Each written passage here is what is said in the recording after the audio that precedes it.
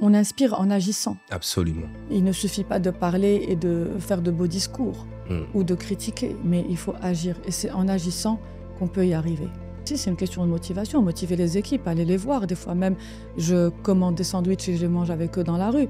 C'est une façon pour moi de me rapprocher de mes équipes et de les encourager à travailler encore plus. Et moi, j'encourage énormément les jeunes et les femmes surtout à intégrer le monde politique. C'est la volonté. La volonté. C'est la volonté, la motivation. Des fois, la vérité, je suis démotivée. C'est pas facile tous les jours.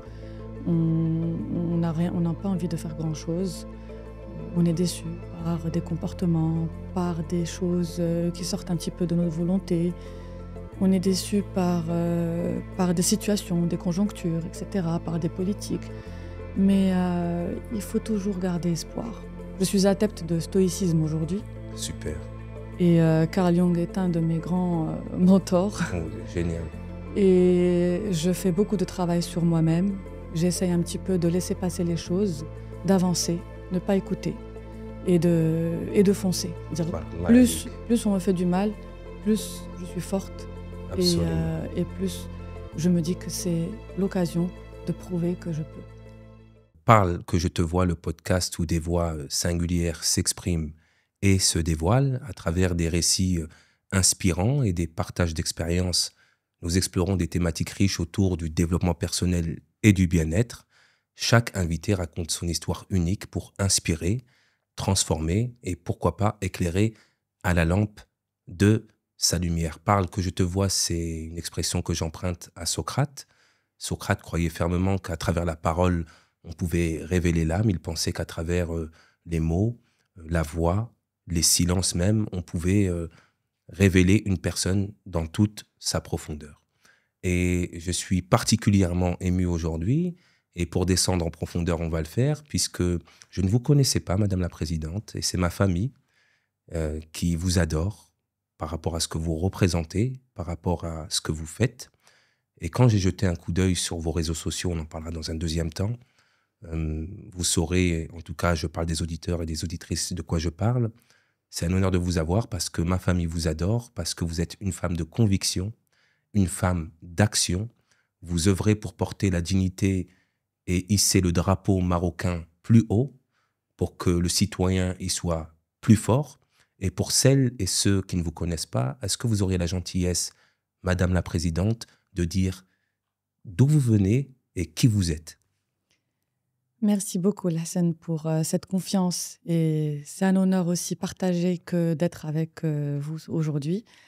Alors, pour faire court, je suis de Casablanca. Je suis une Casablancaise, née et grandie à Casa. J'ai fait des études de droit, mais avant ça, j'ai fait une grande école de commerce, donc à l'Institut supérieur de commerce et de gestion. Iscaïste. Iscaïste, voilà. Et puis ensuite, donc, j'ai fait des études de droit pour devenir avocate. Donc vous êtes avocate. Aujourd'hui, je suis avocate au barreau de Casablanca et j'en suis fière. Il faut savoir que être casablancaise est une fierté pour moi, étant donné que Casablanca est une ville qui a beaucoup de signification. Et elle a sa place, je pense, parmi les plus grandes villes du monde. Et donc, comme vous avez dit tout à l'heure, je suis une femme de conviction, j'agis. J'essaye de mon mieux de défendre la cause féminine, mais je ne le fais pas en brandissant des banderoles, je le fais en agissant et en essayant de prouver que la femme est capable, aujourd'hui la femme marocaine est capable. C'est d'ailleurs ce qui m'a interpellé quand j'ai vu vos réseaux sociaux et les actions concrètes que vous faites. À savoir que, vous savez, il y a un speech qui est très célèbre, et c'est le speech le plus court. On dit que c'est le président de Coca-Cola, alors que c'est pas ça. C'est une personne qui dit « Nous avons besoin d'une personne d'action. Nous avons besoin de quelqu'un de fa'al ». Et c'est exactement ce que j'ai vu. Une femme qui retrousse les manches et qui va au charbon et qui passe à l'action avec des résultats concrets. N'est-ce pas? J'espère en tout cas. J'espère parce que je fais de mon mieux pour y arriver.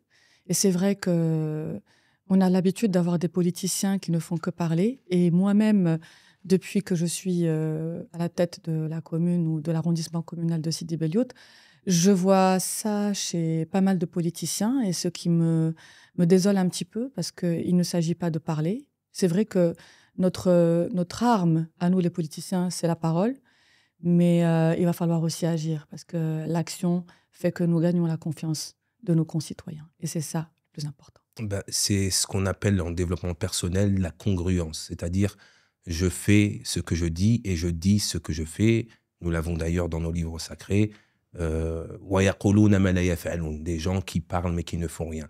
Et quand il y a ces deux choses, ben, ça donne une puissance comme la vôtre, à savoir que les choses, elles bougent et que les choses se font pour justement que le citoyen avance, évolue et que les choses se fassent dans les conditions les meilleures. Est-ce que je peux vous dire, bon, vous êtes présidente de la commune de Sidi Boulioud pour celles et ceux qui ne connaissent pas, est-ce que vous pouvez nous dire les difficultés pour une femme marocaine d'occuper ce poste à responsabilité et se confronter tous les jours aux défis du quotidien de Casablanca et pourquoi pas du Maroc? C'est une bonne question. Maintenant, moi, ce que je vais dire, c'est qu'il y a effectivement des difficultés, mais pas en tant que femme. Il y a des difficultés en tant que responsable de la chose locale et responsable, c'est-à-dire élu, en tant qu'élu, tout simplement. Parce que je ne sais pas si nos auditeurs comprennent un petit peu comment ça fonctionne, mais à Casablanca, c'est très difficile étant donné que je ne suis pas la seule à prendre des décisions. D'accord. C'est une gouvernance très particulière à Casablanca, dans le sens où je ne suis pas présidente d'une commune à proprement parler, mais je suis présidente d'un arrondissement communal qui fait partie d'une grande entité qui est la commune de Casablanca. Et dans cette commune, il y a 16 arrondissements, D'accord. dont je suis donc la présidente de Sidi Bellout, un des 16 arrondissements. Et je suis fière de dire que je suis la seule femme à la tête d'un arrondissement communal. Aux côtés, bien sûr, de Madame la présidente de la commune de Casablanca, Madame Nabila Ermili, à qui j'adresse toutes mes salutations les plus sincères. Et donc, cette gouvernance est très difficile dans le sens où nous sommes plusieurs à prendre des décisions pour une seule chose. Et c'est ça la plus grande difficulté. Il va falloir convaincre, il va falloir faire des plaidoyers. Évidemment. Voilà. Donc, et c'est ça qui est le plus difficile. Mais ce que je peux vous dire, c'est que quand il s'agit de l'intérêt général, tout le monde est d'accord et tout le monde partage la même vision, qui est celle de réussir de beaux projets pour les concitoyens et les habitants de Casablanca. On a parlé des difficultés que vous pouvez rencontrer, donc convaincre par la parole et par la conviction, n'est-ce pas? Tout à fait. Oui. Convaincre par la parole, par la conviction. Et puis, des fois, nous avons des visions un petit peu différentes. Donc, il va falloir quand même faire adhérer le maximum de personnes. Et c'est ce qui est le plus difficile. Et puis aussi, il y a le temps qui joue contre nous. Nous avons un mandat de 6 ans en tant qu'élus locaux. Mais 6 ans pour une personne lambda, c'est beaucoup. Mais pour nous, ce n'est pas assez. Pour l'action politique, oui, absolument. Pas du tout, parce qu'il faut savoir qu'il y a des procédures administratives qui sont très lentes. Absolument, oui. Les procédures administratives, nous en sommes nous-mêmes victimes, parce que le concitoyen se plaint énormément de ces procédures. Mais sachez que nous-mêmes, nous en souffrons beaucoup et nous essayons au mieux de les surmonter avec maintenant les nouvelles technologies, avec les réseaux, etc., et les plateformes sur lesquelles on peut communiquer d'une manière un peu plus rapide. Je vais saisir cette opportunité, je voulais en parler dans un deuxième temps. Ce qui m'a marqué chez vous, c'est la manière innovante avec laquelle vous communiquez. Je crois que vous êtes la seule, ou peut-être la première que j'ai vue, à ma connaissance. Vous répondez sur les réseaux sociaux aux questions du citoyen en toute transparence. Est-ce que vous pouvez nous parler de cette chose que vous faites? Oui, effectivement. Alors déjà, pendant la campagne électorale, j'ai décidé que ça allait être une campagne digitale. Pourquoi? Parce qu'aujourd'hui, qu'on le veuille ou non, nous vivons dans un monde digital et nous vivons dans le monde de l'intelligence artificielle. Absolument. Donc, les politiciens aujourd'hui ne sont pas encore conscients et n'ont pas encore franchi le pas de cette mutation donc digitale et électronique, on va dire. Il y a aussi d'autres motivations, c'est celle de l'environnement. Parce que j'ai remarqué, moi, en tant que concitoyenne casablancaise, pendant les campagnes électorales, il y a énormément de pollution avec les affiches et les banderoles et tout ce qui se jette dans les rues, etc. Donc, je me suis dit, pas de ça avec moi. Donc, ce sera surtout une communication à travers les réseaux sociaux.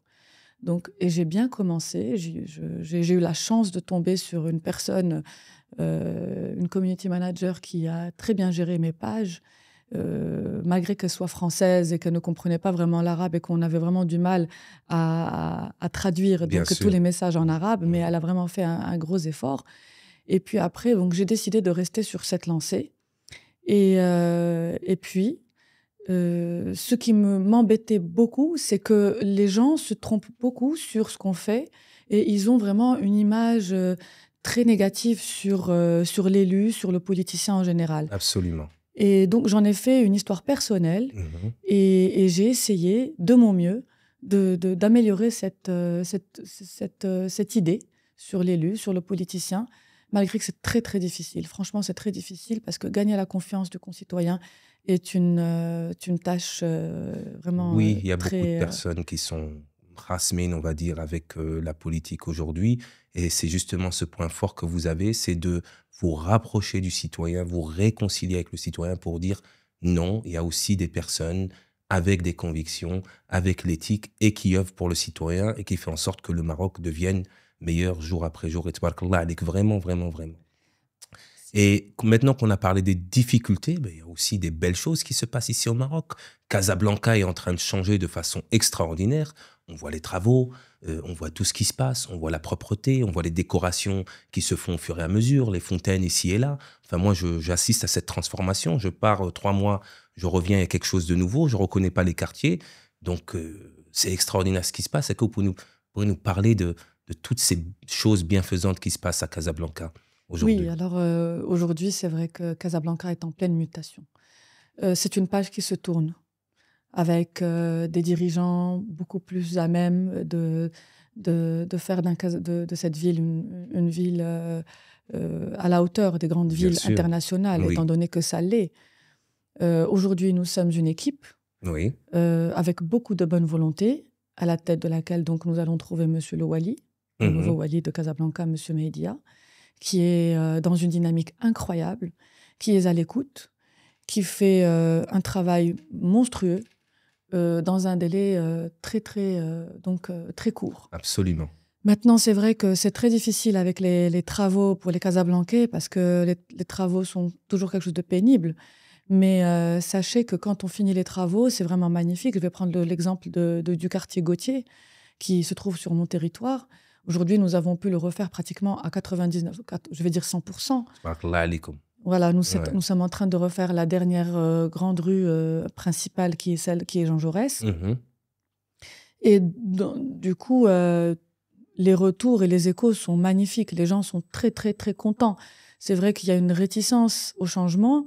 C'est vrai que les gens ne sont pas très contents quand il y a des travaux. Mais une fois que c'est fait, c'est magnifique. Après, nous avons monsieur le gouverneur des arrondissements de la préfecture de Anfa, monsieur Dadès, qui est aussi qui s'inscrit dans une dynamique magnifique et qui travaille pratiquement H24. Et ça, c'est quelque chose d'extraordinaire pour nous en tant qu'élus, d'avoir les autorités locales qui nous aident, qui nous conseillent, qui nous facilitent la tâche, parce que ce n'est pas une tâche facile que de justement faire tout ce travail. Donc voilà, je suis d'accord avec vous, il y a une mutation. Il va falloir que les Casablancais soient encore plus patients qu'avant. Absolument, absolument. Mais nous avons cet adage, libre à la selle, il faut. J'étais à Bruxelles il n'y a pas longtemps. C'est pire que Casablanca. Pour un trajet de 10 minutes, on met 1h20 parce qu'ils sont en train d'améliorer la route, ils sont en train d'améliorer les infrastructures. Donc, c'est le prix de la gloire. Absolument. Donc aujourd'hui, nous vivons dans une grande ville. Je reçois, moi, en tant que présidente, énormément de réclamations. Donc nous avons un service réclamation. Et puis aussi, à travers les réseaux sociaux, il y a beaucoup de gens qui critiquent et qui se plaignent. Aujourd'hui, ce que je voudrais leur dire, c'est que c'est facile de critiquer, c'est facile de se plaindre. Mais sachez que le travail que les responsables font aujourd'hui est un travail monstrueux, est un travail qui demande énormément de force, d'énergie. Et c'est pas facile pour eux. Donc, la seule chose qu'on pourrait peut-être leur demander, c'est d'être encore plus patient. Mm. Et puis aussi de nous dire de quoi ils ont besoin. Parce que nous, en tant qu'élus, nous sommes là pour les écouter, pour savoir quels sont leurs problèmes, pour connaître un peu les difficultés qu'ils rencontrent dans leur quartier. Mm. Et pour moi, c'est très important que de savoir ce que pensent les gens et surtout les concitoyens, les habitants de mon arrondissement. Et je tiens à souligner quelque chose. Il faut bien que je dise la vérité et vous mettre en valeur en même temps, parce que les deux vont de pair. C'est que j'ai eu la chance de venir dans votre bureau extraordinaire avec cette vue magnifique sur Casablanca. Et j'ai vu la myriade de personnes qui attendaient pour des réclamations ou je ne sais quoi, pour vous voir que vous recevez l'un après l'autre et vous êtes à leur écoute avec plein d'empathie et de bienveillance. Donc, vous ne faites pas que dire, nous, on fait ci, on fait ça, vous le faites, encore une fois. Écoutez, je me suis lancée dans cette aventure. Je me suis lancée en politique pour des convictions personnelles. Et je peux vous arrêter oui. là-dessus. Est-ce que vous pourriez nous dire justement cette naissance, ce balbutiement de ce lancement en politique? Oui. Alors, cette naissance vient du printemps arabe. D'accord. Donc, à partir de 2011, nous avons vécu, tout le monde entier a vécu le printemps arabe. Et l'expérience du Maroc est très particulière parce qu'il s'est avéré que les Marocains étaient unis derrière notre roi, Laïnsoro, Sa Majesté Mohamed VI. Et pour moi, c'est mon mentor, c'est mon exemple. C'est la personne qui tient le plus à notre pays et qui fait le plus gros travail pour maintenir cette unicité et pour maintenir cette force et cet attachement à notre nation. Donc, après avoir vécu cette expérience du printemps arabe, je me suis dit qu'il faudrait quand même mettre la main à la pâte et participer aussi à cette belle aventure qui est celle du Maroc. Et donc, cette idée a germé pendant quelques années, 2 ans ou 3 ans, le temps que j'étais en pleine période d'études. J'avais repris les bancs de la fac pour mes études juridiques. Et une fois que j'ai fini, que j'ai passé le barreau, je me suis dit, allez, c'est le moment, il faut se lancer. Donc, je me suis lancée en 2014 pour intégrer un parti. Et donc, le parti dans lequel je suis aujourd'hui, qui m'a ouvert les bras et qui m'a soutenue et qui m'a aidée, qui m'a fait confiance 2 fois. Donc, lors des élections de 2015, déjà. Et ensuite, les élections de 2021, où j'ai gagné, j'ai gagné les élections et où je suis aujourd'hui à la tête de cet arrondissement. Et franchement, c'est une magnifique expérience. J'encourage tout le monde à essayer, ne serait-ce que par le biais du vote. Absolument, l'action citoyenne, absolument. Exactement, parce que lorsqu'on s'implique dans la politique de son pays, on participe à son développement. Je profite de cette transition pour parler, parce que c'est vrai qu'on a tendance, sans prétention aucune, moi qui ai vécu aux États-Unis, en Angleterre, en France, et j'ai toujours remarqué quelque chose, et je me dis pas, sans faire de comparaison, je me dis qu'est-ce qu'on pourrait prendre des autres pays, qui sont pas plus développés que nous, mais qui sont développés différemment. C'est qu'est-ce qu'on pourrait prendre aujourd'hui. J'ai vu qu'il y avait une responsabilisation individuelle. C'est comme un peu le développement personnel, c'est-à-dire on se développe personnellement pour se développer collectivement. Quel serait le message, vous qui êtes dans la réalité, pour chaque Marocain, pour qu'on puisse individuellement et collectivement avancer plus vite et être dans cette action citoyenne, justement, Madame la Présidente? Alors, je suis convaincue que le civisme est la clé. Parce que la citoyenneté, franchement, on l'a. Oui. Nous sommes attachés à notre pays. Nous Absolument. sommes attachés à notre roi. Que Dieu le glorifie. Par contre, le civisme nous manque beaucoup. Il va falloir qu'on pense plus intérêt général que intérêt particulier ou intérêt personnel. Absolument. Aujourd'hui, quand on pense général, on pense à tout le monde. Oui. Et franchement, on le voit aujourd'hui. Ça existe à travers les réseaux sociaux. Il y a des gens qui s'intéressent à l'intérêt général. Il y a des gens qui veulent vraiment faire développer leur pays et leur quartier. Maintenant, c'est pas assez. C'est pas assez. Il va falloir qu'on travaille un peu plus, peut-être, sur l'éducation des enfants dans les écoles. Bien sûr. Leur apprendre ce que c'est que le civisme, leur Absolument. apprendre ce que c'est que le code de la route, leur apprendre ce que c'est que la propreté dans les rues, Oui, leur malheureusement. apprendre ce que c'est que de respecter les adultes quand on monte dans un bus ou dans un tramway, Absolument. leur apprendre aussi ce que c'est que de bien encourager notre équipe de foot et de Oui, ne pas justement, en profiter pour voilà, pour détruire le causer des pays, la ville. débordements et détruire la Oui, ville. C'est vraiment dommage parce que franchement, que ce soit en termes de moyens financiers ou que ce soit en termes d'énergie personnelle, c'est quelque chose de très éprouvant et de très, très, très, très cher payé. bien sûr, Donc, il bien va sûr. falloir vraiment qu'on travaille sur cette question de Mm. civisme. Et puis aussi sur, bien sûr, le statut de la femme, aujourd'hui, un petit peu sans vouloir dénigrer ou quoi que ce soit. On a beaucoup évolué, je le vois. Je vois des femmes dans la police, je vois la femme présidente de la commune. Je vois que ça a beaucoup bougé, je vois qu'il y a une liberté qui est là. Mais il y a aussi, à ce niveau-là, de mon point de vue, moi qui viens un petit peu de là-bas, même si je suis 100% marocain et fier de l'être, que nous avons aussi un regard sur la femme à faire évoluer. Qu'est-ce que vous en pensez? Oui, alors ça, c'est un travail, à mon avis, qui incombe à la femme elle-même. D'accord. Donc, c'est pas à nous, le droit, il s'arrache, ne se donne pas. Oui. Donc, le droit des femmes est un droit que nous Mhm. devons arracher nous-mêmes et que nous devons prendre. Donc, c'est en travaillant, en Mhm. prouvant qu'on est capable, en prouvant qu'on est capable de faire exactement ce que pourrait faire un homme. Mhm. C'est comme ça que nous allons y arriver.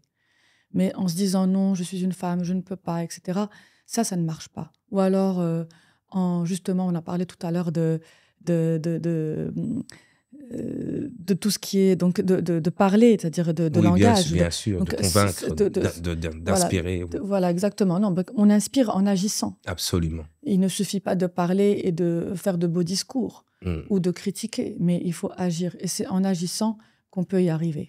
Et vraiment, ça vous va bien. On inspire en agissant. Ça pourrait être une phrase, ça vous ressemble beaucoup. En tout cas, c'est ce que je vois quand je vois vos réseaux sociaux et les actions que vous faites pour Casablanca. Et d'ailleurs, vous êtes énormément sur le terrain. Oui. Vous êtes énormément sur le terrain. Vous n'êtes pas quelqu'un derrière son bureau qui reçoit que des personnes. Vous êtes là, vous voyez ce qui se fait, vous prenez des photos, vous justifiez ce qui est fait, etc., etc. Vous pouvez nous en parler? Oui, bien Mm. sûr, bien sûr.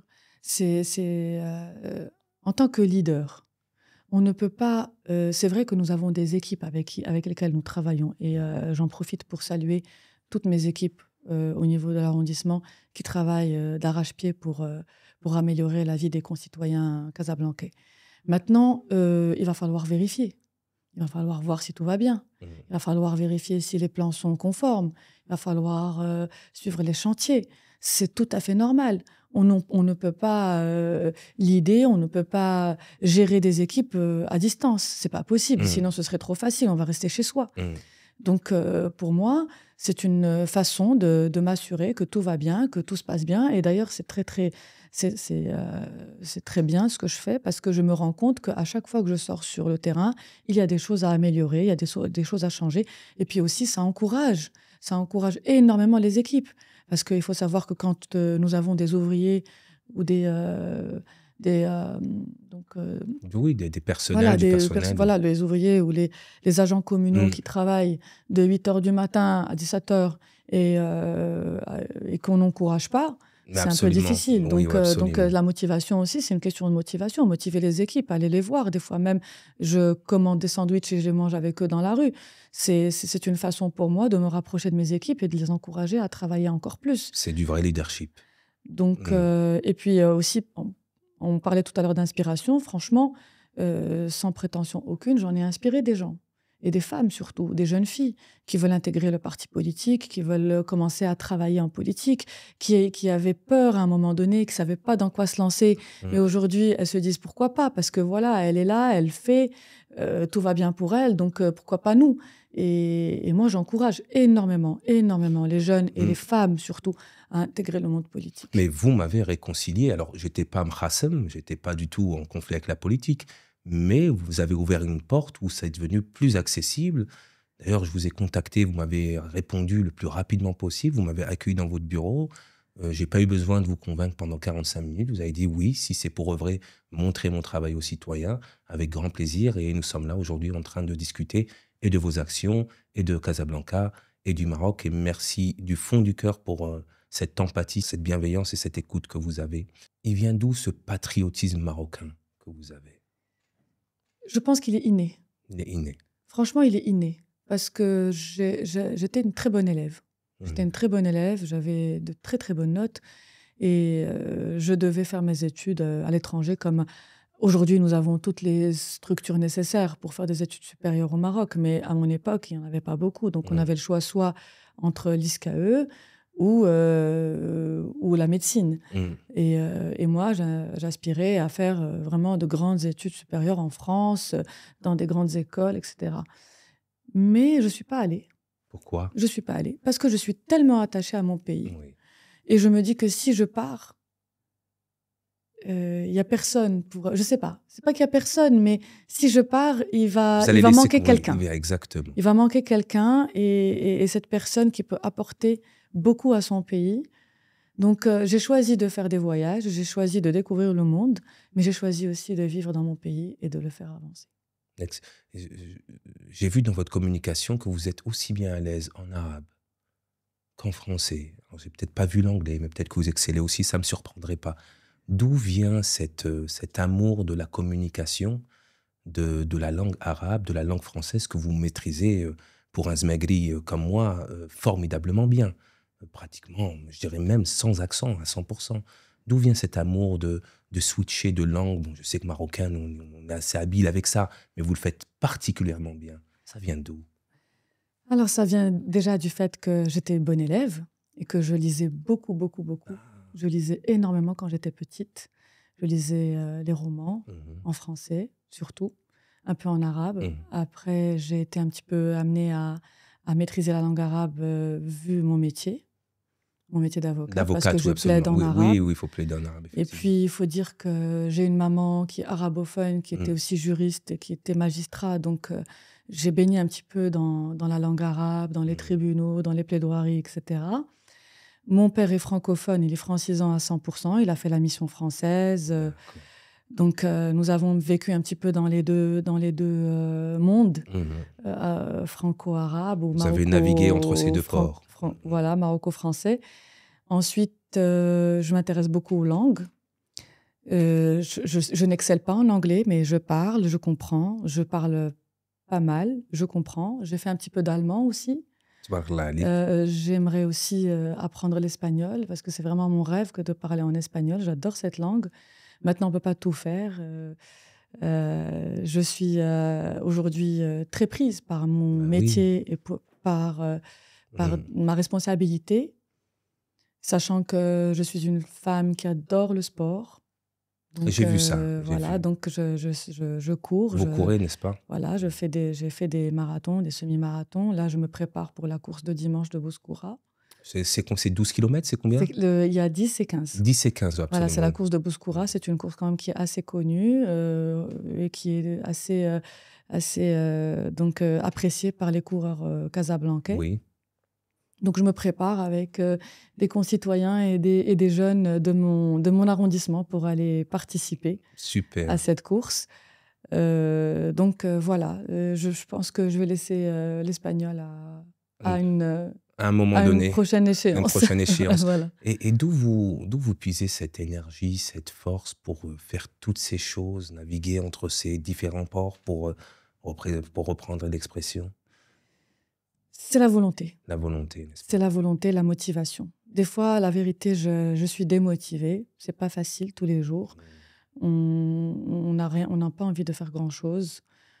On est déçu par des comportements, par des choses qui sortent un petit peu de notre volonté. On est déçu par des situations, des conjonctures, etc., par des politiques. Mais il faut toujours garder espoir. Il faut toujours se dire que tout est possible. Il faut seulement avoir de la volonté. Et puis, je pense que la vie est trop courte. Donc, il faut vraiment tout faire pour vivre les choses comme il faut. Absolument. Oui. Donc, ce laps de temps qui est la vie, qui est relativement court et qui passe tellement vite, optimiser ça avec le plus de belles choses possibles, n'est-ce pas? Même si, scientifiquement parlant, et selon les médecins et les experts, le sommeil est quelque chose de très important pour pouvoir justement récupérer, Oui. avoir une longue vie, une bonne santé, etc. Des fois, je trouve que le sommeil, pour moi, est une perte de temps. Bah, mon fils serait totalement Donc, d'accord avec vous. Il me dit tout le temps, c'est une perte de temps de dormir. voilà, mes enfants aussi, d'ailleurs, ils sont Vous anti-dodo. avez combien d'enfants? J'en ai 4. Oh, ça, voilà, Voilà, j'en ai tabarakallah, 4. tabarakallah. Donc, comme quoi on peut être une maman, avoir 4 enfants, s'occuper de tous les enfants d'Elsie Deboliout qui sont des enfants un petit peu spirituels, des frères et des sœurs, C'est clair. et tout, tabarakallah C'est alik. clair. Je me considère comme étant la maman de tous les habitants de Sidi Beliout, c'est vrai. Tabarakallah alik, C'est vrai. tabarakallah alik. Et est-ce que vous pourrez partager avec nous le plus grand, j'aime bien dire le malheur privé que vous avez vécu, si vous souhaitez le partager, évidemment. Oui, c'est. Je pense que c'est le cas de tout le monde. Je vous mentirais en vous disant que je ne vis pas de malheur. Mhm, Les malheurs, que ce soit au niveau personnel, au niveau professionnel, mhm. c'est humain. Maintenant, ce qui est important, c'est de pouvoir surmonter ce malheur et essayer de retrouver le bonheur. Bien sûr. Ces malheurs-là peuvent être, peuvent apparaître suite à des difficultés professionnelles. Mhm. Et sachez que faire de la politique, c'est pas du tout C'est comment on dit? un long fleuve tranquille. Exactement, exactement. Mm. C'est pas une partie de plaisir. Il faut savoir qu'il y a énormément de conflits, il y a J'imagine. énormément de coups bas, il y a énormément de gens qui vous veulent du mal. Et à côté de ceux qui vous veulent du bien, bien sûr, Bien parce que évidemment, évidemment. c'est pas une généralité. Et je pense que franchement, cette expérience m'a montré beaucoup de choses et m'a fait vivre beaucoup de choses. Si j'ai bien compris, un des plus grands malheurs privés que vous avez vécu, c'est les coups en bas de la ceinture, si j'ose pas. C'est pratiquer la politique, C'est exactement. pratiquer C'est la pratiquer la politique. C'est un bonheur et une douleur à la fois. Exactement. C'est pour ça Mm. que c'est une belle expérience, je trouve. Et puis ça Oui. m'a renforcée. Ça m'a appris la patience. Parce que des fois, quand on n'a pas fait de politique ou quand on vient de commencer dans une expérience, quand on nous fait du mal, on ne pense qu'à se venger. Oui, bien sûr. On ne pense qu'à refaire le mal que Exactement. nous avons eu à la personne qui nous l'a Mm. infligé. Aujourd'hui, j'ai tellement pris de coups que franchement, ça ne m'atteint plus. Ça ne m'atteint plus. Je n'essaye même pas de me venger ni de répondre. Je trouve que je suis adepte de stoïcisme aujourd'hui. Super. Et Carl Jung est un de mes grands mentors. Oh, génial. Et je fais beaucoup de travail sur moi-même. J'essaye un petit peu de laisser passer les choses, d'avancer, ne pas écouter et de foncer. C'est-à-dire, Tabarakallah plus alik. on me fait du mal, plus je suis forte Absolument. et plus je me dis que c'est l'occasion de prouver que je peux. C'est une très belle leçon de renforcement de mental, justement.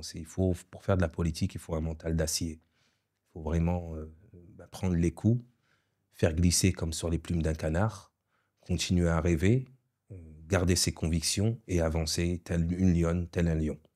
Exactement, Mm. garder ses convictions, c'est ça le plus important. Mm. Ses principes et ses convictions, c'est très important. Parce qu'on a facilement perdu nos valeurs et nos principes quand on fait de la politique. Absolument. C'est très difficile de garder tout ça. Maintenant, franchement, si je dois perdre mes convictions, je quitte la politique. Parce que c'est vrai que nous faisons beaucoup de belles choses pour nos concitoyens, mais c'est trop cher payé. Oui, mais ce serait dommage. En tout cas, j'espère que vous garderez toujours ce mental parce que ce serait dommage de ne pas vous avoir dans le paysage, vous qui faites tant de choses pour nous et qui ajoutez de la beauté dans Casablanca. C'est Vraiment, vraiment vraiment. gentil, c'est Et je vraiment vous gentil. encourage à rester, à continuer à retrousser les manches, à vous battre et à avancer et ne pas laisser on va dire les petites catastrophes de cœur que vous allez semer sur votre passage vous atteindre mentalement, émotionnellement et physiquement. C'est grâce à des personnes comme vous que je garde espoir et que je continue, franchement. Tabarakallah Et je vous alik. félicite aussi pour l'intérêt que vous portez. Pas à moi en tant que personne, franchement, parce que je suis peut-être une personne inspirante. Peut-être que je pourrais donner l'exemple. Et c'est ça le plus important pour moi. Parce que finalement, parler de moi, de mon expérience, chacun a sa vie, chacun a une expérience vécue, chacun a de belles choses à dire et à montrer au monde entier. Maintenant, ce qui est le plus important, c'est que je voudrais utiliser cette belle expérience et ce mélange entre ma personne et mon expérience pour inspirer les Marocains et surtout les Marocaines. Tabarakallah alik. On va pas tarder à. Je vois bien que les collaborateurs commencent à s'impatienter et que vous avez un emploi du temps très très chargé. C'était juste pour vous dire comment vous voyez le. C'est quoi la vision que vous avez du Maroc dans 10 ans, dans 20 ans? Alors, d'abord, un Maroc uni derrière Hmm, son roi. Oui, Il faudrait aussi que le Maroc, demain, soit un Maroc uni géographiquement, absolument. avec un Sahara, Sahraoui que vous avez devant voilà, vous, voilà, exactement, un Sahara marocain, avec un Inch'Allah, drapeau rouge et vert. exactement, avec tout ce que ça a comme signification Bien pour sûr. nous. Ensuite, un Maroc avec des Marocains et des Marocaines dignes, Hmm, qui portent haut le drapeau de leur pays. absolument. Et avec surtout un très beau développement économique, parce qu'il faut savoir que notre position stratégique aujourd'hui au Maroc est une position qui est très, très, très favorable Absolument. à un développement magnifique. Nous, grâce à Sa Majesté, que Dieu le glorifie, nous avons une politique étrangère exemplaire Hmm, qui porte énormément de paix dans le monde, absolument. que ce soit entre les différentes religions, que ce soit entre les différents bords et de convictions Absolument. politiques. C'est fort bien dit. Donc nous avons vraiment une force que nous devons garder et que nous devons transmettre aux générations futures. J'ai envie de dire que cette force, elle est, dans tous les sens du terme, indétrônable. Parce que, tabarakallah, ce qui se fait, les investisseurs veulent venir, les maigris comme moi veulent rentrer, les gens qui sont ici commencent à émerger, il y a une classe qui commence à, moyenne qui commence à émerger de plus en plus, il y a des gens qui de rien deviennent, voilà, ont une situation qui leur fait plaisir, abordable, enviable. Donc, il y a des choses il y a des graines qui ont été semées et nous commençons à récolter les fruits de notre politique. Alors j'ai envie de vous dire quelque chose. Vous avez le droit de me poser n'importe quelle question. C'est toujours comme ça que je finis le podcast. Peut-être qu'on continuera après s'il nous reste encore 5 minutes, que vos collaborateurs ne me griffent pas d'ici là. N'importe quelle question, je me ferai un plaisir d'y répondre avec le plus de sincérité possible. Comment avez-vous eu cette idée de vous intéresser à des personnalités, à les écouter, à les faire parler à travers votre page et vos podcasts? Une excellente question, vraiment. J'adore parler, mais je pense que j'étais à un moment fatigué de parler. Comme vous savez, bon, je suis un peu spécialiste. J'ai beaucoup travaillé avec des parlementaires, avec des politiciens en France et ailleurs, pour la com, etc. Et je suis, j'aime pas dire coach parce que maintenant, coaching, c'est devenu une paella dans laquelle tout le monde fout n'importe quoi. Mais je veux dire, je veux le dire en anglais, un mind changer, quelqu'un qui fait changer les mentalités. Et je me suis dit, quelle est la meilleure façon, comme mon grand-père était Hikawatin, Allah yarhamou sa'aleh, et qu'il a inspiré des gens à travers des histoires qui n'étaient pas les siennes. Donc plutôt que de me mettre moi à chaque fois en valeur et de parler et leur dire moi si, moi ça, je me suis dit je vais inviter des personnes avec une sensibilité qui est proche de la mienne. Donc quand je vous ai vu, vraiment j'ai senti une sensibilité qui était proche. Je n'invite pas n'importe qui, n'importe comment. J'invite que vraiment des personnes qui me paraissent intègres et congruentes, c'est-à-dire action et pensée et parole. Il n'y a pas de dissonance cognitive. Et je me suis dit la meilleure façon, c'est avec une histoire, ajouter de la beauté, aider les gens au développement, inspirer, comme je dis, transformer, éclairer, sans que ce soit moi j'ai fait ci, moi j'ai fait ça. Comme l'humilité caractérise une personne qui a une vision qui est plus grande que notre propre histoire personnelle. Exactement. Donc, c'est en ça que je me suis dit ça. Je me suis dit, quoi de mieux, en étant quelqu'un de la communication, que plutôt que d'en parler, eh ben, le faire. C'est-à-dire, ça vous ressemble beaucoup. C'est-à-dire, au lieu de dire, bah, la com, c'est ça, la com, c'est ça, la com, c'est ça, bah, faire de la com, comme vous. Au lieu de dire la politique, bah, usons de Faire la la politique politique. pour passer Exactement. à l'action et les actions engendrent les résultats. Donc, on a cette chose en commun, c'est-à-dire le résultat m'intéresse plus que la parole ou l'action elle-même. Les résultats, c'est très important. En tout cas, bravo. En tout Merci cas, bravo. beaucoup. Je vous félicite encore une fois. Et je trouve que l'une des plus grandes actions citoyennes, c'est celle-ci. C'est s'intéresser à la politique locale ou à la politique nationale et essayer un petit peu de rapprocher le concitoyen aux politiciens pour qu'on puisse, main dans la main, avancer et faire vraiment avancer notre pays. Absolument. Dernière chose, vous m'avez inspiré quelque chose avant qu'on finisse, c'est évidemment que je suis venu pour contribuer à l'essor de mon pays. Parce qu'on est un pays, ils disent en voie de développement, Émergent. qui pour moi est très développé. Il y a plein de choses développées au Maroc. Et on finira sur une note très positive. Mais contribuer à l'essor de mon pays, j'ai cette chose en commun avec vous, à travers une belle parole, à travers un geste, un acte civil, une belle phrase, un joli tableau, peu importe. Madame la Présidente, merci du fond de mon âme d'avoir accepté, malgré votre agenda très chargé, mon invitation. Je nous souhaite de vivre la plus belle des vies, de lui donner son souffle et toute sa mesure marocaine. Merci beaucoup, ce fut un plaisir pour moi. Tabarakallah alik. Merci. Merci.